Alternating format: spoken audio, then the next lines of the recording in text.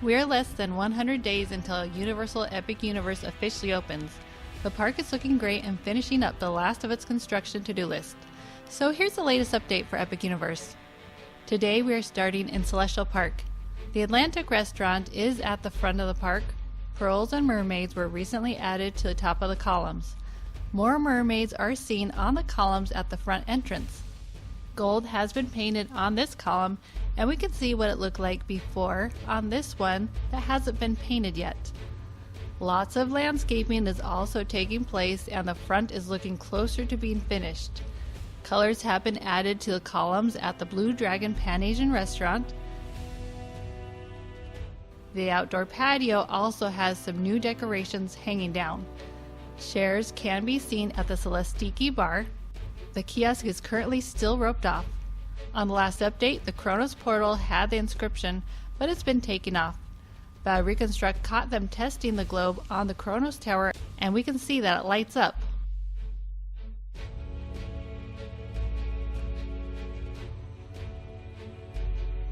On the last update, we saw the top part of the entrance for Constellation Carousel staged on the ground. It's now been installed. Off to the side where the berm was, now it's been replaced by landscaping, and a fence has also been added near the water's edge.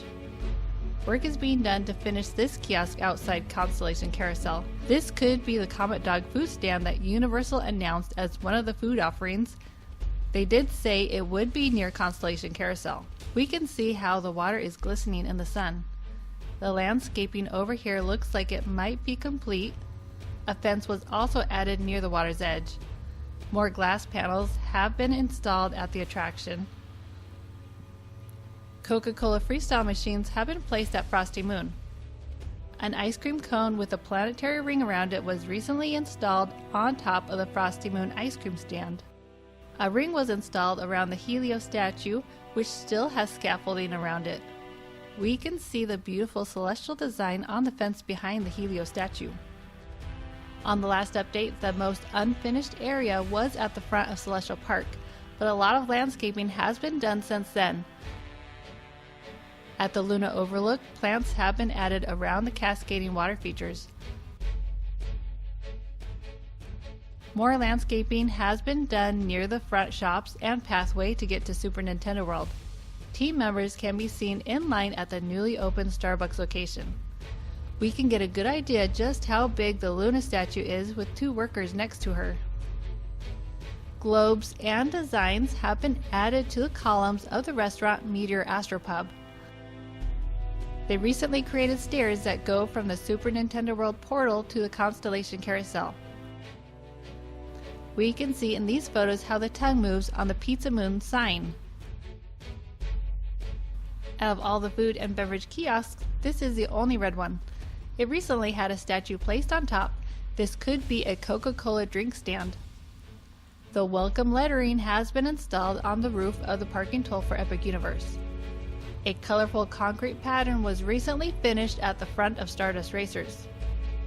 Lots of trees and plants have been added around the front of Stardust Racers.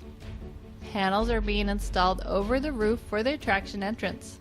The word Stardust Racers has been placed on both sides of the sign for the attraction. On the backside of the Kronos portal, there are sections of words like what we saw at the Wizard World's portal when the panel of the inscription was off. The upper level is the VIP section. Railings were recently installed at the curved stairs that lead to it. Intricate designs can be seen on the building by the entrance. At the Wizard World Ministry of Magic, the entrance banners to Le Cirque Arcanu has been added. The teal column looks finished and now has all of its poster ads placed on it. Café Lea de la Serine now has tables and chairs at the outdoor seating area. People are practicing with instruments just outside the wand shop. A sign has been added above the entrance to Cosme Acajor.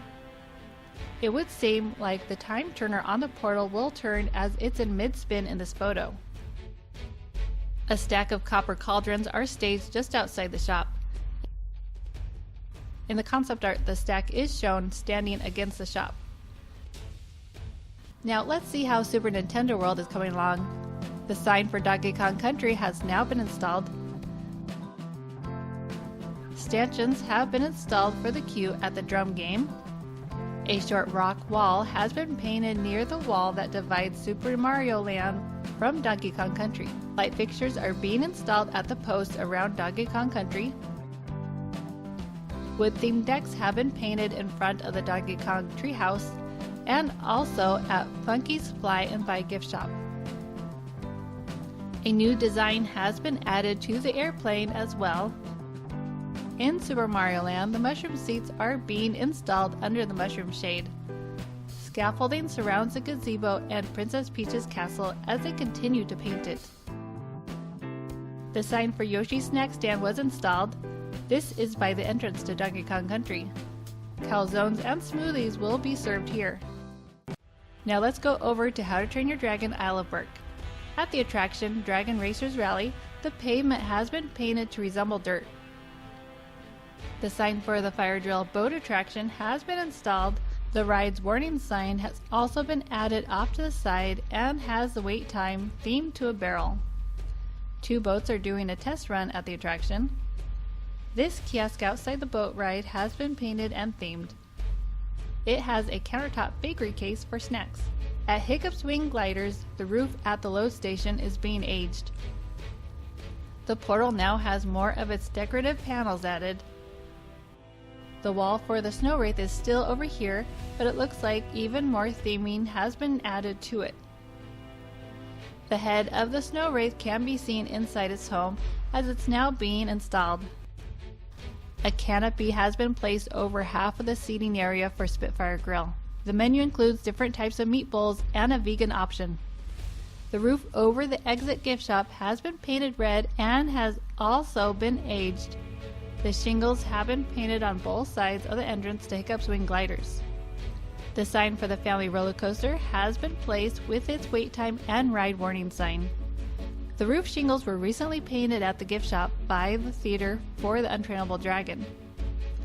The Viking Training Camp is a playground for young Vikings. It's actually looking pretty much done. We can only see some of it, but there is a sign for the playground just past the entrance. It looks like drums are over here for the kids to play with. Some little colorful lanterns are hanging off of the tower. In the village, this roof has been painted blue. The outside of this structure has been painted in bright yellow and orange colors. Now let's go to Dark Universe. Safety nets have been installed at the roller coaster Curse of the Werewolf.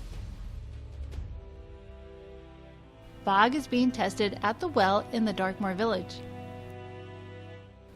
The stanchions have returned at the meet and greet queue. More fog is seen rising up by the crypt in the graveyard area.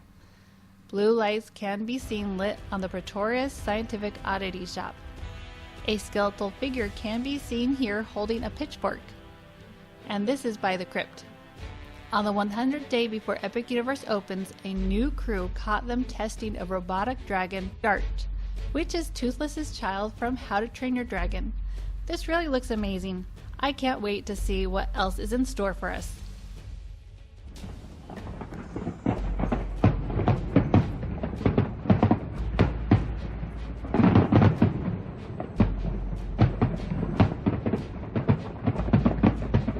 Well, that's it for all the latest updates. Thanks so much to BioReconstruct for all the views into Epic Universe.